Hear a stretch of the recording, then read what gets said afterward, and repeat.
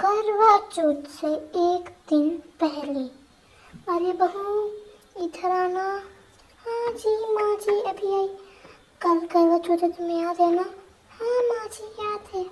अच्छा तो चलो, अब रात हो गई है, तब जल्दी से तुम कल भूखी रहोगी, तब जल्दी से खाना खा लो, फिर तुम्हारा व्रत शुरू हो जाएगा।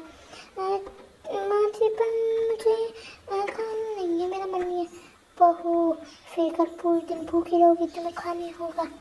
लो ये 2 केले खाओ, 1 ग्लास दूध पियो, बादाम ड्राई फ्रूट्स खाओ, और बिल्कुल ही तुम्हें कल तो कुछ मिलेगा नहीं, कल बहुत ही कम खाना खाना है। तुम खाना भी मत, वरना पति की आयु लंबी नहीं होगी। ठीक है माँ जी, तो जल्दी से ले ये सब खा लो। और बहू जल्दी करो, टाइम होता जा रहा है। हाँ माँ जी खा लिया। ठीक है बहू, अब तुम व्रत रखने के लिए रेडी हो। क्या माँ जी? कुछ नहीं। ठीक है, अब तुम जाओ और सो जाओ। ठीक है माँ जी, और हैप्पी करवा चौथ इन एडवांस बहू।